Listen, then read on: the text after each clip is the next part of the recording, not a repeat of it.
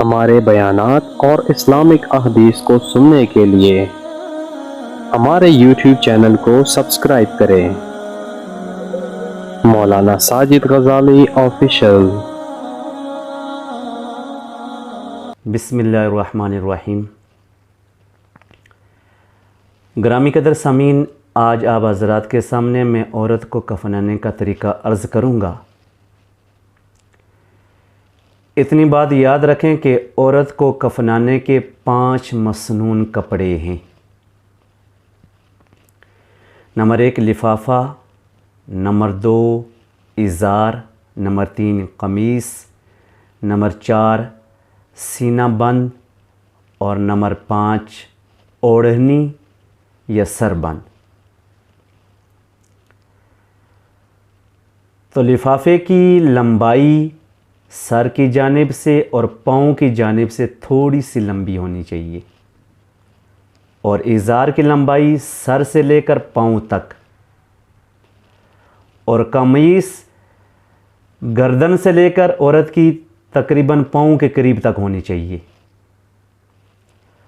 اور سینہ بند یہ سینے سے لے کر تقریباً رانوں تک ہونی چاہیے، اور اوڑھنی یا سر بند اتنی اس کی لمبائی ہونی چاہیے کہ جو بال اس کے سینے پر رکھے جائیں گے سر کی جانب سے اس کو لا کر اور وہ کپڑا اس کے بالوں پر رکھا جا سکے۔ تو یہ 5 کپڑے ہیں عورت کو مسنون کفنانے کے۔ اب عورت کو کفنانا کیسے ہے؟ تو سب سے پہلے نیچے لفافے کو بچھایا جاتا ہے۔ لفافے کو بچھانے کے بعد اس کے اوپر سینہ بند کو بچھایا جاتا ہے، اس کے اوپر ازار کو بچھایا جاتا ہے۔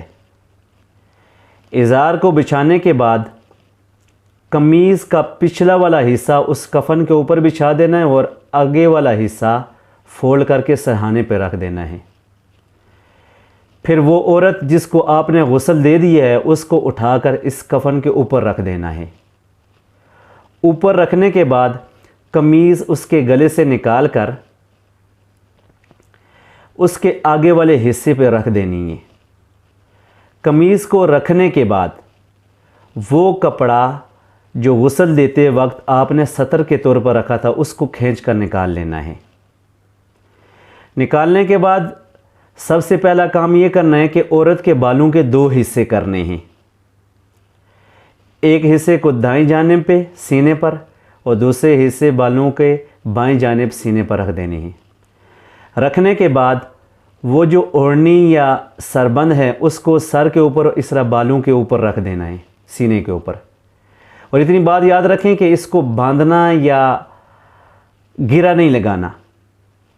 یہ کرنے کے بعد آپ نے ازار کو بائیں جانب سے میت کے اوپر رکھنا ہے، پھر دائیں جانب سے، اور اتنی بات یاد رکھیں کہ بائیں جانب نیچے اور دائیں جانب اوپر آئے گی۔